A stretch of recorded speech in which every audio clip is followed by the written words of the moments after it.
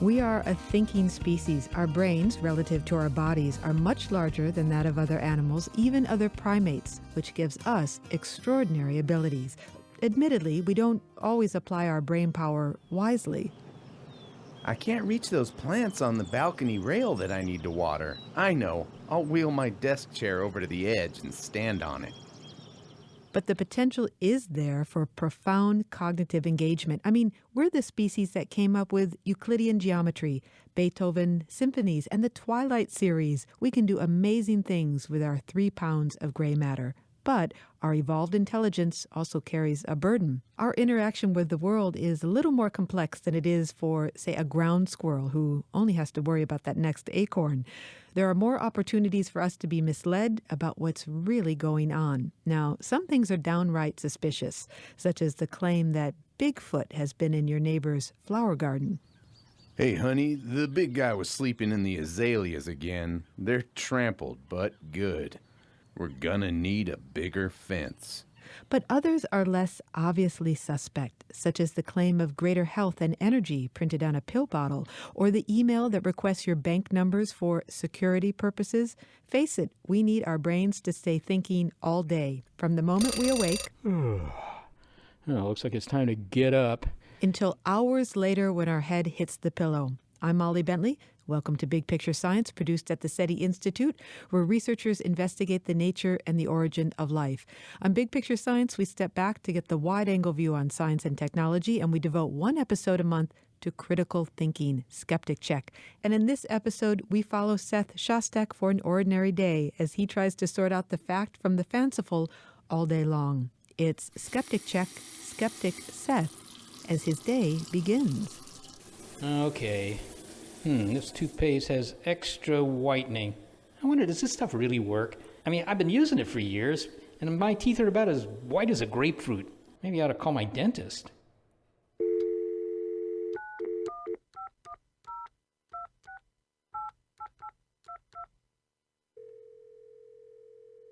Hello, Dr. Armistead? Yes, this is Dr. Armistead. Well, this is one of your patients, Seth.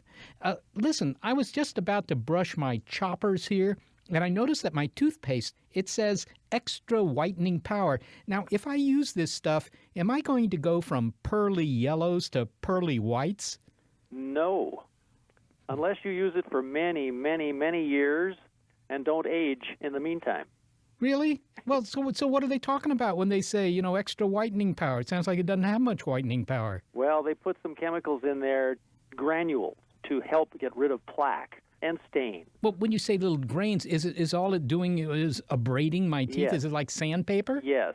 Oh, okay. Yes. So, I mean, is there no control over these claims? Does the FDA care? When in terms of bleaching, the FDA says that toothpaste shall not contain X percentage of bleach, and it's a pretty low percentage. So you're going to get very poor results from either a toothpaste or even these whitening strips.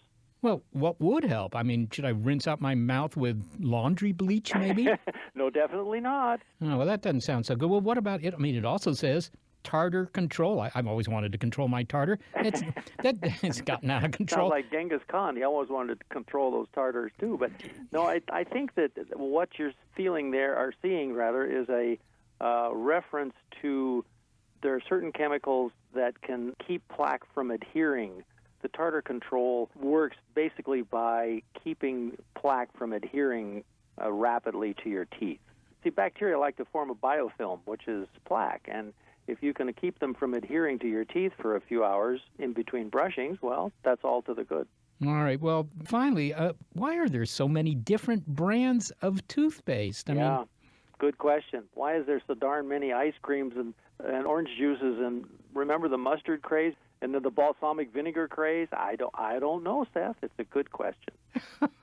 Well, okay. I mean, I guess if anyone knows the drill, it's you, Dr. Armistead. So, yeah, well, thanks very much for clearing this up, and I'll not count on this stuff to whiten my teeth. I would not. I hope I didn't muddy the placky waters. Well, okay. Bye-bye. Thank you, Seth. Bye. All right, well, so much for the toothpaste. I think I'm going to use baking soda for brushing my teeth. Time to go downstairs. Okay, time for breakfast. I think I'm going to eschew the bacon and eggs this morning and go for the healthy option, maybe some cereal. Well, clearly we have raw milk, although I don't know what the heck that is. Raw milk. It sounds like it's something that's still, I don't know, reeling from the stinging remarks I made to it last week. Well, there's also organic milk. Organic, that's supposed to be healthier. But what is organic milk? According to the USDA, milk and milk products can be labeled organic if the milk is from cows that have been exclusively fed organic feed with no animal byproducts, have access to pasture, are not treated with synthetic hormones, and are not given antibiotics. Wow. But is that any better than conventional milk? I'm getting hungry just standing around here thinking about it. Maybe I could just skip breakfast altogether and take a handful of vitamin supplements or maybe these probiotics I got here in the fridge. They say they help with digestion, but of course if I don't know what I want to eat, I'm not sure what I'm going to digest. And if I let the probiotics near the antibiotics here in the fridge, I mean, that could be mutually assured destruction. Okay, things are getting dangerous. I'm going to call Steve Novella. He's an assistant professor at Yale University and the host of the Skeptic's Guide to the Universe, and he can give me guidance. Hey, Steve, this is Seth. Hey, Seth, how you doing? Okay, man, but I'm standing in my kitchen kind of wondering what to eat for breakfast, and I was wondering whether I could get some professional help in sorting through some of my choices here. Sounds like you're having one of those first world problems, huh? Well, I guess that's true, but I mean, it doesn't make it any less of a problem for me. What can I do for you? Well, look, I was going to have some cereal, and it turns out we've got raw milk and organic milk in the fridge, and I want to put one of them on the cereal. What's the difference between raw and organic? Well, raw milk simply means that it's unpasteurized. The milk can be contaminated with bacteria, so what they do is heat it up to a temperature high enough to kill that bacteria, and then they let it obviously cool back down again, and then you have pasteurized milk. It's actually made milk a lot safer to drink and reduced a lot of milk-borne infections. Well, why do I have them in my fridge? I mean, somebody must have thought they have more health benefits than conventional milk. Oh, yeah, you'll find all sorts of crazy claims for raw milk. It's a real food fad, but it's all nonsense. I mean, there's nothing to support it. For example, they'll tell you that it has enzymes in it. Well, we make our own enzymes, and we don't need to get them from milk. And besides, your stomach is going to digest them all anyway. They're going to break down and not be functional. There's absolutely no evidence to suggest that raw milk has any more nutrients, is any better for you. It's amazing to me that people just make stuff up to support these kind of claims. Well, okay, I'm going to put the raw milk aside, or maybe I'm going to put it outside or something like that. But there is this organic milk, and I know there are conflicting reports on organic milk because there was one study that says it has more omega-3s, whatever those are, and besides it's made without antibiotics and pesticides. And then there was this other study I saw from the UK that said that it was less healthy because it had less iodine. And then there was a third study from the Dairy Council of California that said that organic and conventional milk are equally okay. So what's the bottom line? Yeah, I think the bottom line is just don't worry about it. I personally wouldn't spend any extra money for organic milk because there's really no evidence to suggest that it's better for you. So yeah, there's this one study that shows that it's got a little bit extra omega-3, but the amount is insignificant. I mean, you have to drink gallons of milk to be the equivalent of eating one fish. Just eat a fish, or whatever, but it's insignificant. It's too small to worry about. And as you say, another study suggests that there's less iodine in grass-fed organic milk than in conventional milk, and that's true too. And if you don't drink any regular milk, you may just want to make sure that you have other sources of iodine in your diet. But the follow-up studies showing that it's clinically relevant that you actually are harmed by that lower level of iodine, that hasn't been done.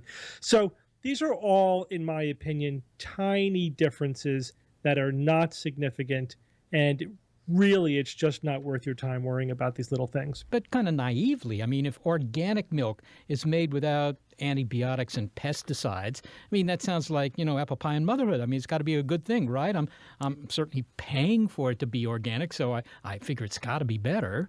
So actually, antibiotics aren't the issue because regular milk is made without antibiotics also. In fact, all milk is tested for antibiotics, and if there's any in it, they pull the entire batch. And that happens for about 1 in 600 batches of milk. It's just not an issue. The real issue that I think you're talking about is the hormones, because they do inject bovine growth hormone into milk cows to make them give more milk, but that doesn't get into the milk. However, there are other hormones like insulin, like growth factor, which may be increased in one type of milk or the other, but it's actually a really complicated story. And the bottom line is the amounts, yet again, are insignificant and not worth worrying about. So that really is all a false issue. But why are there so many different scientific results when it comes to food? I mean, it's not just with milk. Red wine, chocolate, one day they're bad for you, the next day they're good for you. How do we make sense of, all these contradictory conclusions? Yeah, it's dizzying. I mean, part of the problem is that it's easy to publish a lot of studies that have unreliable or one-off results. If you remember, not too long ago, the scientist published a story showing that chocolate will make you live longer or help you lose weight, right? Eating chocolate help you lose weight. And he did that as a spoof just to show how easy it is to publish crappy studies. And what he did was he just looked at a whole bunch of variables and then cherry-picked the one that by random chance alone was significant. So if you're comparing any two things, let's say apples and oranges, for example, and you look at 100 different variables, well, yeah, 5 or 6 of them are going to be significant just by chance alone, and you publish those. These things don't become meaningful until they've been independently replicated several times, until we have a body of research. I'm kind of disappointed that chocolate isn't going to help me to lose weight. Yeah, well, it'd be nice, right? Well, I got to say I'm on the verge of forgoing the food altogether and just, buy a bottle of multivitamins or any kind of vitamin. Is that maybe a better way to go? Not really. I mean, the evidence on routine vitamin supplementation, meaning not for a specific condition or illness or whatever, is pretty mixed. And again, if there were any strong signal there, I think we would have seen it by now. There have been literally hundreds of thousands of people in clinical trials where some were given vitamins and some weren't, or taking vitamins. And some show that people taking vitamins do worse health-wise. Some show that they may do better on one measure or another, but only in subpopulations. Again, there's a lot of noise in that data, and it doesn't really amount to very much at all. But one thing that does seem to be pretty consistent and clear in the research is that taking vitamins is not a replacement for having a good, well-balanced diet. And in fact, that may be the primary problem, that people take vitamins and they think they can get away with not worrying about how varied or healthful their diet is. And we know that if you don't eat your fruits and vegetables, again, what your mother told you when you were a kid is still the cutting edge science. Just eat your fruits and vegetables. If you don't do that, replacing them with a vitamin doesn't help. My goodness, I'm calling you about breakfast and I got a lecture on, what to eat. Well, I got a bottle of probiotics here. I mean, these are microorganisms, right, that are introduced for beneficial effects. I mean, I assume they're bacteria. That's right. What are these things? Will they help me digest my food, make me healthier? Yeah, I mean, probiotics are products, either food, yogurt, pills, or whatever, that contain living bacterial species. And these are bacteria that are friendly bacteria, the kind that would ordinarily live in our gastrointestinal system. It turns out that just giving 1 or 2 or 3 species like lactobacillus or whatever doesn't really affect the ecosystem, right? And when you think about it that way, it makes sense. It's like you're planting rows of corn in the rainforest, as my friend Mark Crislip said, doesn't really have an effect on the ecosystem of the rainforest.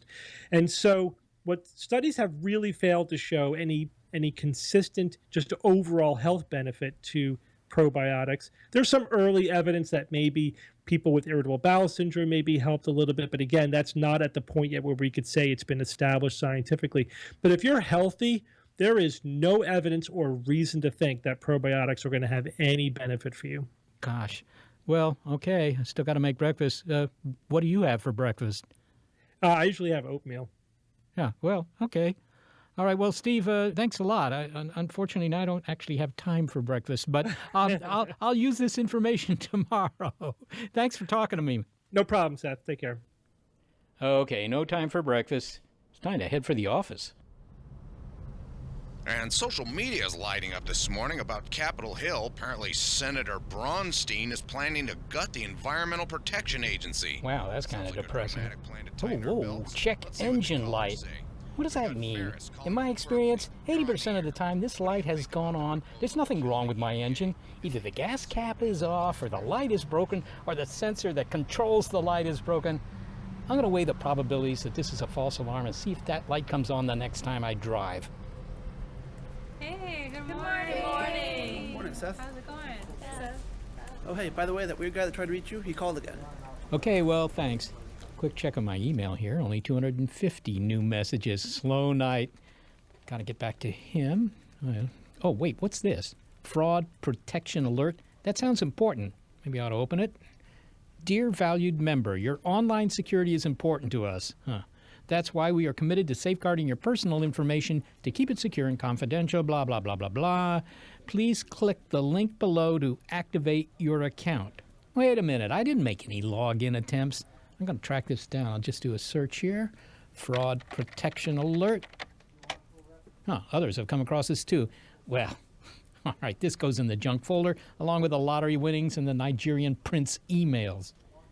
Okay, here's an update on that EPA story. Looks like Senator Bronstein is proposing to trim the EPA budget by 25%. Well, that's not really a gutting of the agency like I heard on that radio report this morning. All right, well, only another 200 emails to go here. SETI Institute, this is Seth. Seth Shostak? Yeah. Hey, you guys are looking for aliens, right? Well, yeah, we are. Well, you can stop looking, because I found them. You found them. How do you know that? What evidence have you got? Okay. Last week, I was driving down the highway, and I saw these lights. At first, I thought it was like an airplane or something, but then it made a sudden turn, and no aircraft we have can do that. And then it just disappeared. I was going to make a video of it, but by the time I got my phone out, it was gone. But they're here. I'm telling you, they're here. Well, look, I don't know what exactly it was that you saw, but, there are other possibilities. Could have been an aircraft that was coming toward you, and then so it doesn't look like it's moving, but then it made a turn and it seemed to go off in one direction or other. I mean, that's a possibility. No, this was no airplane. I know what I saw. Well, yeah, okay, but all I'm suggesting here is that if there's an alternative explanation for what you saw that doesn't involve alien craft, you really have to consider that. You guys don't even want to listen, do you? You've already got your minds made up. Well, no, that's not true. We don't have our minds made up. But, if there's some other explanation that's plausible, I got to tell you, people mistake aircraft, obviously, for UFOs. They mistake balloons, birds, even bugs that are only 30 feet away from them. And they can, under the right circumstances, they can all look like something that's high in the sky and moving very fast. So, you just need some pretty compelling evidence. Well, I don't think this was a moth or anything, but, I guess I'll try and get my phone out faster next time I see it. Well, yeah, if you can do that, because, a really good quality video would be fairly compelling, I would say. And who knows? I mean, if it's for real, the world will beat a path to your door and they'll send you a ticket to Stockholm and you'll collect your prize there. So, anyhow, thanks a lot for calling, huh? All right, thank you. All right, bye-bye now. That's typical of the kind of call that I get every day. All right, time to get back to scheduling those 14 meetings for the week.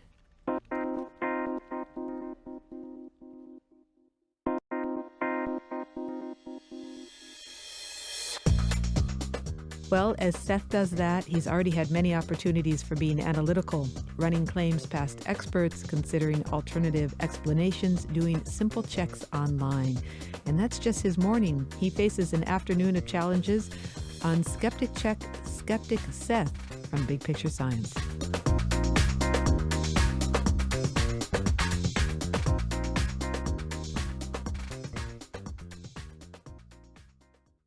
Support for Big Picture Science comes from the Making and Science team at Google. Introducing Science Journal, an app to explore and measure light, sound, acceleration, and other natural phenomena. Do you have a question about your environment or a project you've built? Find the Science Journal app, hands-on activities, and more at g.co/Science Journal app and start investigating.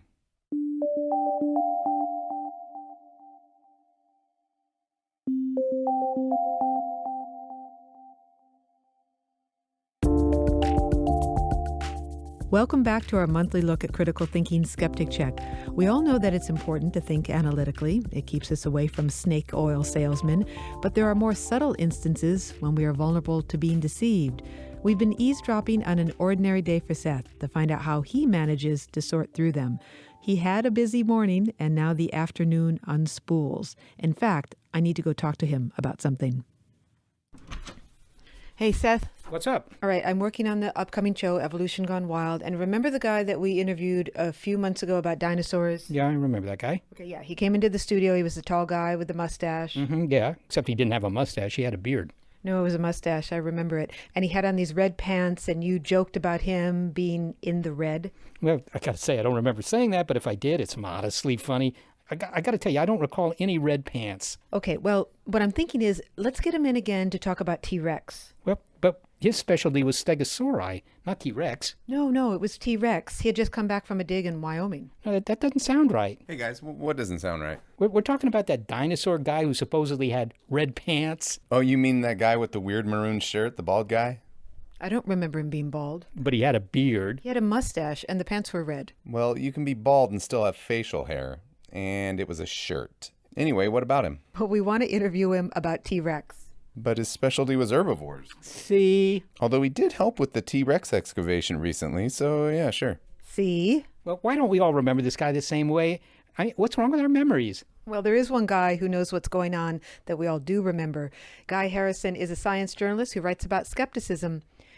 Hey, Guy, there are times when Gary, Seth, and I have conflicting memories of something we've said or done, or even a guest that we've all met in the studio. Why is this? Well, human memory is not reliable. That's a really important thing that everybody must understand. You do not have some sort of an organic DVR system at work inside your cranium. We don't have anything close to that. Your brain just serves up stories, really. That's the best way to describe it. Stories that are based on bits of information from past experiences. And every time you recall a memory, the story's a little bit different. And your brain also works hard. Your subconscious tries to protect you and tries to serve up memories that are going to help you in the present and in the future. Well, so what you're saying is that our brains don't work as a tape recorder. You use the analogy of DVR. I'll go back even further and say tape recorder, that it just faithfully records the moment and then plays it back for you. But Guy, it feels like we know what we saw. I know what I saw. This is what I saw. Absolutely. And that's what gets so many people in trouble. Our memories are just so twisted and inaccurate, but they can feel, like you said, they can feel 100% accurate. So you can't trust your confident feelings. That's a big, big mistake. You've got to doubt. You've got to look for supporting evidence beyond what a person is telling you happened in the past. Well, that would suggest that something where eyewitness accounts are paramount, for example, in the courtroom, that would make that not reliable evidence. Oh, they aren't. I mean, that's the thing. It's horrible. It's a tragedy. Many people have been sent to prison based on eyewitness testimonies, including death row, by the way. Some 300 people in the last several years have been let off death row thanks to DNA evidence that confirmed they could not have been the person who committed the crime. The good news here is that the legal system is now in the United States slowly catching up to the science on this. There are changes. In New Jersey, for example, the New Jersey Supreme Court ruled that eyewitness testimonies are no longer enough in a capital case. If you're up for murder, they've got to have more against you than somebody saying, I saw that guy do it. That's not enough, because we now clearly understand that the most intelligent, honest person in the world simply cannot be relied on to recount events as they really happened. Although we can be pretty accurate, like we can all say, yes, we saw a man and he had a trench coat and a hat, and then maybe some of the other details would vary. So in some ways, we all witness the world faithfully, don't we? Yeah. I'm not discounting memory as worthless. No, memory is essential. We couldn't live without it. But you have to understand, when it comes to something very important or very unusual, you got to think of memory as a starting point. That's the beginning point of your investigation. It is not the end. Well, is the problem with encoding a memory, or is it with the recall of the memory? Where does it all break down? Well, it's on both ends. You have problems when you see an event right before your eyes. Your biases, your beliefs, all color what you may be taking in and remembering. For example, if you witness a traffic accident, okay, If you've recently been in a traffic accident, it was very traumatic for you, then you are more likely to judge what you're seeing in front of you as being much more violent and horrific than maybe if you're a person who's never been in a traffic accident. Then you've also got the problem on the other end. It's not just what you see when it happens, but when you recall that memory. Got to remember what human memory is. Your brain is building a story based on bits of information, and that story will be edited, embellished. It's really being produced and served up to you to give you something to work with in the present and the future, something you think that your brain assumes will help you out, to get you out of that situation or make a good prediction. So it's not really about accuracy. Believe it or not, say blue's your favorite color. You just love the color blue, right? Now, when you remember that accident, it's entirely possible that you may see the red car as being at fault and the blue car being the car that really was just in the right lane going the proper safe speed. I mean, it could be something like that, as simple as that. So we always have to understand human memory is fallible. It's a start point, not an end point for an investigation. Well, I will try to have more humility about my powers of recall. Well, thanks, Guy. Thanks for speaking to us. Oh, you're very welcome, Molly. Happy to talk to you as always. And remember, tell Seth to give me a call anytime he wants, okay? Especially if he has any sort of weird encounters with anything, any kind of supernatural or bizarre events that happen, because I'm always looking for good research material. Okay, will do. Yeah, that all makes sense. Although, I still think our dinosaur guy had a beard. Speaking of memory, that reminds me. I need to run to the post office. You guys hang out. I'll see you later. Okay, bye. Bye. Bye. Okay, got to get this package in the mail. Hey, there's another one of those self-driving cars. You know, I see them more and more on the streets of Mountain View, and I have to say, I feel a little bit cherry about this technology. I mean, they're still under development, and even if they get them to work, I mean, what does that mean? That sounds like technology is going to take over everything and make humans obsolete. It's that simple. But then again, maybe it isn't that simple. I should probably talk to an expert. If the machines do take over, on the other hand, at least I won't have to make these post office runs. Hi, I'm Andrew Maynard. I'm a professor in the School for the Future of Innovation in Society at Arizona State University. Andrew, I live in Mountain View, California, and that's the home of Google. And every day I see self-driving cars scooting around the city. Every day. It wasn't always like that, obviously. You can tell them, by the way, by the little spinning tops on their roofs. And for now, there's still always a human in the car. I assume they're there to override the controls in case something goes wrong. But humans won't always be in the loop, and we'll be doomed, right? I mean, the cars will be domed, but we'll be doomed. Shouldn't we all be worried? Yes and no. I think we have to be careful. I don't think we're doomed, but I think there are some really intriguing risk challenges ahead. But there are also some incredible benefits with self-driving cars as well. Because, of course, if you create an autonomous vehicle, in principle, you can make it a lot safer than a human driver. We're really not very safe when you get us behind a wheel. It's hard to imagine technology that kills more people routinely, than automobiles. We seem to accept that and have for a century. It is. So, yeah, if you look at the road crashes and the road deaths and even the road injuries, it's shocking. It is very, very shocking. And it's due in part to the fact that as humans, we're not built for driving. Our concentration wanders, our reaction times are slow. We think we're good at driving, but actually we're not as good as we think we are. You put a machine behind the wheel, though, and you can program that with faster reaction times. You can program it with faster decision making. It doesn't get distracted. You put the radio on, you have your tweets coming in. A machine isn't going to be distracted by those or by the kids in the back or by the person sitting in the passenger seat trying to tell you how to drive. So in principle, a machine can do a much better job. A machine can make smarter decisions. It can drive faster. It can go with the flow of the traffic in a way where you get to where you want to be faster, more efficiently, with less chances of something bad going wrong. Even aside from the self-driving cars, it seems to me that there are more and more areas in which the machines are taking over. I mean, there are computer programs that write sports stories for the newspapers and so forth. And I get the feeling I may be being alarmist here, but humans are on their way out. Isn't it just that simple? Should we face up to it? They may be. Do you feel worried about this? Yeah, I was, but then I got a machine to worry for me. Right. I think we're actually quite a long way from that. Yes, there is the possibility that machines will take over things that we're used to doing and we think are uniquely human. But it's hard to imagine, certainly over the next 10, 20 years, that a lot of those very human activities, including not only reporting, but writing stories, creating narratives, are going to be solely down to machines. I think there's going to be that little essence of humanity that we're going to want to keep hold of. What is really intriguing, though, is how do we find that balance? How, as a society, do we work out what we're comfortable with machines and artificial intelligence systems doing, as opposed to what we're comfortable doing as people? And how do we find that intersection between the two? Some people would argue that you really have to be skeptical. It's healthy to be skeptical about developments in science and technology. And after all, there are plenty of historical examples where science and technology have run off the rails, including, for that matter, Victorian railroads. Yeah, you do. I'm actually a very strong proponent of being skeptical. I think if you're living in a world where risk is endemic, everything we do has got some aspect of risk about it, you've got to ask those difficult questions about what can go wrong and how can you prevent it from going wrong. And as the technologies we develop get increasingly complex, those questions have to be even more insightful.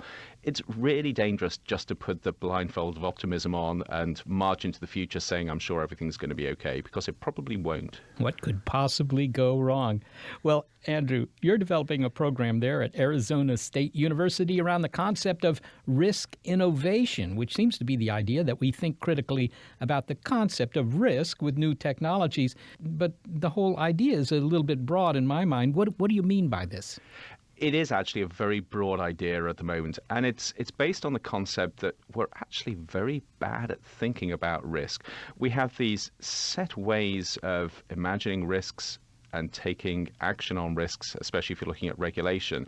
But we're stuck in a rut in many cases. In many cases, we don't have the imagination to deal with new challenges. So go back to the autonomous vehicles or self-driving cars. Because we've never experienced those before, we don't have the mindset, we don't have the way of thinking that allows us to imagine what could go wrong and how to address that. So to me, risk innovation is being incredibly creative with how we imagine potential risks, but also how we imagine potential solutions.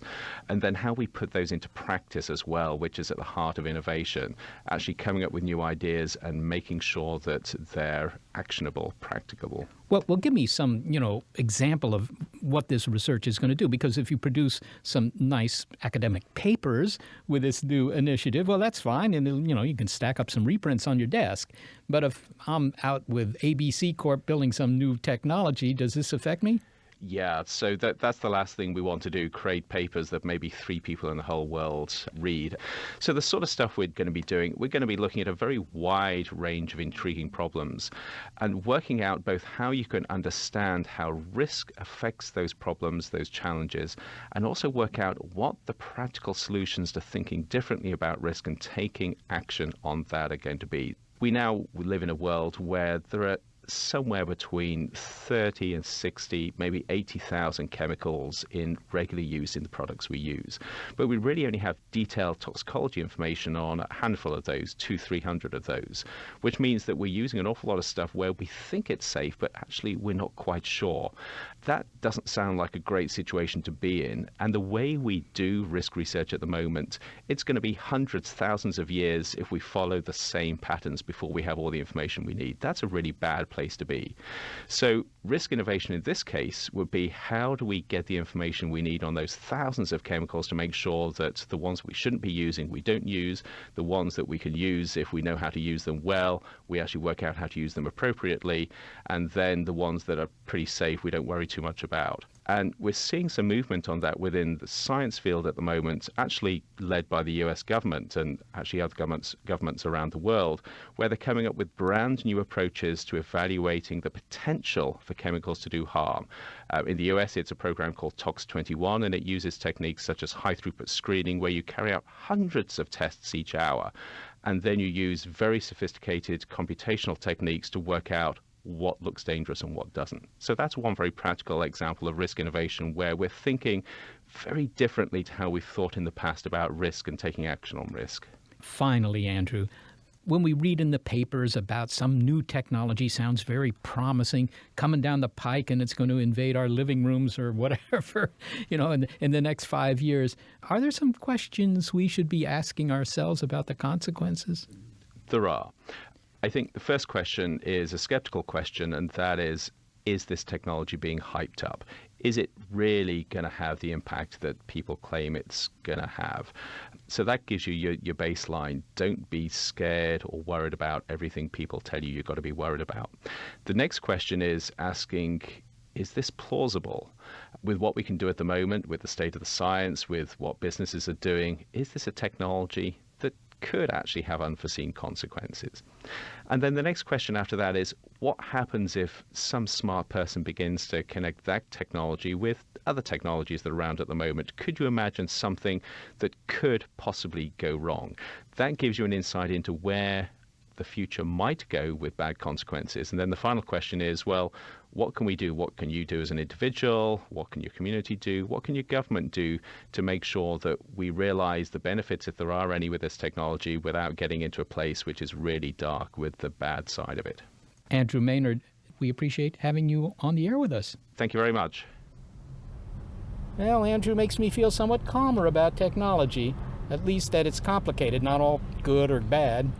But you know what? There really isn't time to go back to the office. I think I'm just going to go home and stream my favorite radio show as I drive. Vantage point of the moon. Is there equivalent of that from New Horizons and Pluto? Well, not exactly. We did get some beautiful images from the far side of Pluto looking back. Well, as the workday for Seth winds down and he heads home, we continue to listen in as he applies critical thinking to all sorts of situations.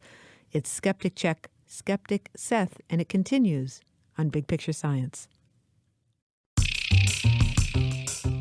It's our monthly look at critical thinking, Skeptic Check, and we're following Seth as he sorts out the facts from the phony and tries to check his own biases throughout the day. And the day is winding up. I should remember to check out the conjunction of Venus and Jupiter tonight. The orbits of the planets, the conjunction, well, that's one thing I know is going to happen, thanks to centuries of astronomical observation and a lot of physics. Meanwhile, I'm going to crack open this diet root beer and catch up on the news. And Senator Braunstein clarified his remarks on the EPA this afternoon, saying he wanted to cut the fund for the study of freshwater otters by 4%, proposing that the savings can go toward cleaning up the smog in Los Angeles. In other news, the president... That EPA story is always changing. I mean, this morning, it was social media saying Braunstein was going to trash the EPA. And then the story was that he was cutting the budget by really only 25%. And now I'm hearing something more subtle altogether. What's going on here? Yeah, one person who can help make sense of this morphing news story is Peter Adams at the News Literacy Project in Chicago. Hey, Peter, there's so much news out there on so many platforms. How am I supposed to make sense of this? A lot of people compare the information age to a deluge of information akin to a fire hose, right? And so trying to consume information in the 21st century is like trying to take a sip from it, which can be rather daunting. There's a lot of good information in that stream, but there's also a lot of bad information in that stream and a lot of manipulative information in that stream. And so consumers have to be savvier than ever. What about the way the news is presented? Because, of course, if it bleeds, it leads. That kind of pressure, particularly in these economic times when it comes to the media, is obviously going to skew things. For example, in the morning, I might hear or see a tweet about a story in which some politician is going to cut the EPA out of the government, whatever. And I'm kind of worried about that. But then, 3 hours later, well, it turns out what he's really saying is he wants to cut their budget by 25%. Okay, well, that's a little less alarming. And then by the evening news, it turns out that there's one aspect of what the EPA does that he doesn't agree with, forest management or something like that. I mean, this is a story that's driven by the sensational, isn't it? It is. So I would say, first off, in that scenario, if you saw a tweet in the morning, the first thing you should ask is who is sending this tweet and what is their purpose in doing so? And what have they tweeted in the past? What have I seen from them that helps me understand either where they're coming from or what their goals are? Have they been inaccurate in the past? So that would be first. The second is if you have an immediate reaction to that tweet or that issue, an emotional reaction, that's a big red flag for yourself to stop, take a breath, and to check your own biases. We all have a habit of leaning into stories about which we're emotional or leaning away from information that contradicts a pre-existing viewpoint. And so kind of putting our own biases in check check is a really important step. But how am I going to do that? I mean, I'm a member of the new generation, and I read these tweets all day long. How am I going to check? I'm not going to check them. I mean, I might recognize some of the people that are sending this tweet, but on the other hand, they're not vetted. They're not being paid to cover the news. Right. So it's really, really challenging, right? So there is so much information in the digital age. Consumption habits have kind of shifted from intentional consumption to a kind of info grazing that happens in and around our lives while we're waiting in line, while we're in the car. And so that's all the more reason that we have to kind of cultivate a skeptical habit of mind. If you're exposed to a piece of information that's false, a piece of misinformation, and you don't sort of flag that as something I'm not sure about mentally, it can easily be integrated into your worldview, and we all kind of forget where we read or heard certain things. We also all have to be sort of rigorously open-minded and honest with ourselves so that we don't fall into an echo chamber or a filter bubble where we're only looking at sources of information that reflect our viewpoints. There are still news organizations that aspire to the impossible goal of being objective and neutral. And I think it's important to expose yourself to those, but I also think it's important to engage opinion pieces and viewpoints, both ones that you already agree with and also ones that you disagree with. So you're suggesting that I try and be a news omnivore. So, Peter, maybe you can give me an example of a story that starts out in one direction and is obviously, raising eyebrows around the world, and then it turns out that it morphs into something that was a lot different than what it appeared to be. Sure. I think, no story in the past couple of years has been bigger than the shooting of Michael Brown in Ferguson, and I think there's a lot of teachable moments there, like any breaking news environment. So in the aftermath of the shooting of Michael Brown in Ferguson by Darren Wilson, obviously there was a lot of speculation and rumor about the details of what happened that day. In fact, I don't think we'll ever know what happened that day. One rumor that surfaced was that Darren Wilson had a fractured eye socket, and this was taken as evidence that Mike Brown had reached into the cruiser and punched him on the street. And this was started by a political blogger named the Gateway Pundit, who had an article on his site. He took an X-ray image from a doctor's association, a surgeon's association website, pasted it into his piece, and sort of let readers think that that was an actual X-ray of Darren Wilson's eye. And this rumor sort of persists to this day. One thing I think that's important, for consumers when they hear something or they hear a rumor, especially if they're reacting to it emotionally, is to stop again and ask themselves, who's created this piece of information, and how do I know they're in a position to know this? Well, the fact that we have so many ways to get the news today, on the one hand, that sounds like it might be a good thing. It's sort of good in the same sense that now everyone can be a writer and write their own blog. They don't have to convince a publisher to print what they've written. Democratization, if you will, of the medium. There is an upside to that, right? There is, absolutely. But it comes with tremendous opportunities for people to, as you said, create their own information, to have a voice, to have a blog, to have a YouTube channel, to join the conversation on Twitter. And it gives us a tremendous amount of access to breaking news situations on the ground. One caveat I would add, by the way, is there's a proliferation of raw information now, right? And it's growing more and more as dashboard cameras and cell phone cameras obviously are ubiquitous. So what do we do with all these images and all of this footage? I think it's really important that people not mistake a raw video of the scene of an incident for journalism, or not mistake the video for a substitute for journalism, because there's a lot of context that goes around these documents or these videos of this footage. Journalists now can take a print story and embed several videos. They can link to the raw information. They can link to documents that they've FOIA'd, even if it's a 300-page government document. They can link to it on Document Cloud. Even if there's a full run of a longer video that they've excerpted on their site, they could link to that longer video to be even more transparent. And I think that's something that consumers should be looking for when they go to a news source. Well, finally, Peter, could you see kind of a return to the traditional reporter image, the kind that used to appear in the movies, the guy that, was desperate to get that story and wanted to get to the bottom of it? Is that going to come back, or am I whistling in the dark? I don't think we're going to see the same image of the same sort of traditional reporter. A lot has changed with people's access to information, but I do think that public appreciation for the role that quality journalism plays in our society and in our democracy will absolutely return. I think what's key here is people need to realize that journalists can perform a unique function. Some of that has to do with resources, the ability to focus on a story. Some of that has to do with expertise, right? The kinds of insights that people gain when they cover a specific beat for years and years and years. And some of that has to do with access and the watchdog role, right? The pressure that public officials and corporations feel if a journalist is on their case about something they've done. Peter Adams, thanks so very much for speaking with us. Thank you, Seth. It was fun. What Peter said about the news is interesting. I'm going to sure try to be a news omnivore. Yeah, it's finally time to turn off the light and get some Z's. Well, what was that? Okay, where's my phone?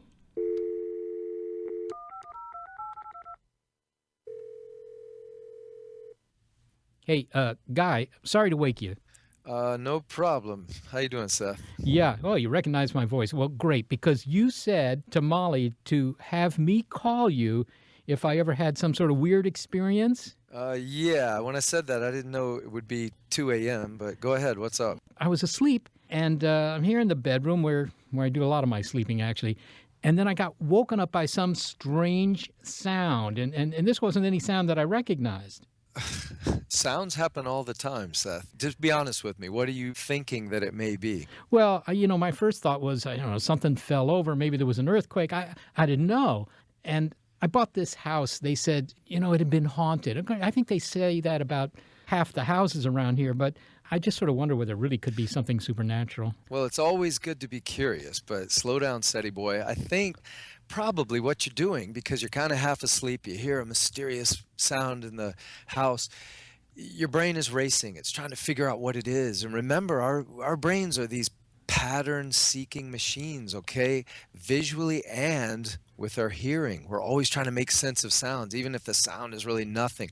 So before you start to think it might be a ghost or something like that, you need to eliminate a lot of other possibilities. Okay, well, you say other possibilities, and, I kind of hate to say this, Guy, but, maybe this is a ghost. Couldn't it be a ghost? Oh, of course, anything's possible. I believe in keeping an open mind, Seth, but here's the deal. Something like a third to 42% of American adults believe in ghosts. But guess what?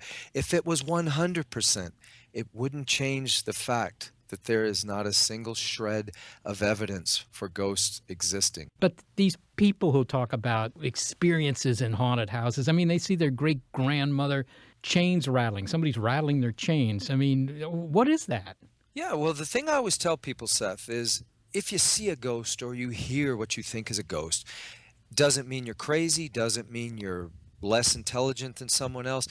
It probably means you're a human being and nothing more, because our brains are set up to see stuff like this and hear things like this, because our brains are great at finding patterns. So you hear some noises, could be anything, could be raccoons in your attic, but your brain puts those noises together and suddenly they're chains rattling in the hallway from some ghost dragging them, down the hallway. Wait, Guy. I just heard that sound again, and that wasn't a raccoon in the attic. That was downstairs. All right, listen, Seth, here's the deal. Now, before we get to the extreme conclusion that this must be a semi-transparent dead person floating around in your house up to mischief, go downstairs, try to find the source of this sound. For example, I have an ice maker in my freezer it's loud. Sometimes I can hear it all the way upstairs. I think you hit it. Last week I bought a new fridge, and it's got an ice maker in it. I bet that's it. Well, I'll tell you what, Guy, if it's not, I'll call you back. Otherwise, we'll both sleep. Thanks, Guy. Thanks so much. You're welcome, buddy. Take care. Well, Seth, thank you for letting us follow you around for a day. Well, it was kind of fun, I have to say. And what I've learned here is that what's important here is that skepticism isn't just a sometime thing. The world is out to fool you, like internet scams, to alarm you, like check engine lights that should really be check gas cap lights, mislead you like organic milk, or just get your attention like slanted news reports. So in the end, it's not a matter of science literacy, knowing science. It's about clear thinking. Are you going to toss your whitening toothpaste? Well, I don't think so. It doesn't help very much, but it probably doesn't hurt.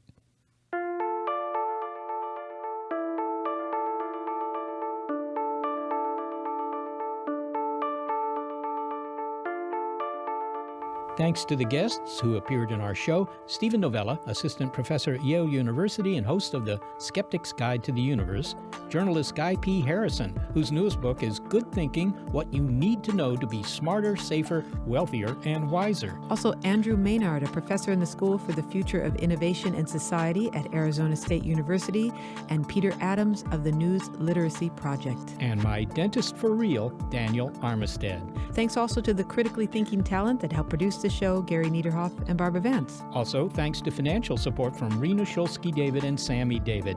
Big Picture Science is produced at the SETI Institute, where scientists study the origin and nature of life. And a big thanks also to our listeners. Your ears have been attuned to our monthly look at critical thinking, Skeptic Check, Skeptic Seth. If you'd like to hear more Skeptic Check or other Big Picture Science episodes, you'll find them in our archive at bigpicturescience.org. And if you're a podcast listener, but you prefer listening to over-the-air radio because you find it a little more trustworthy, check out the listing on our website of radio stations that carry the program. And if your local station is not on that list, consider letting them know you like the show. Oh, have a comment, a criticism, a suggestion, throw in some faint praise, and then email it all to bigpicturescience@seti.org.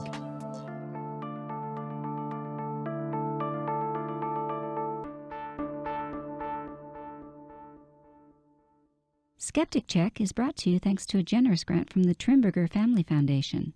At the Trimberger Family Foundation, we hold that skepticism is a lamp that lights the way to truth. Trimberger.org.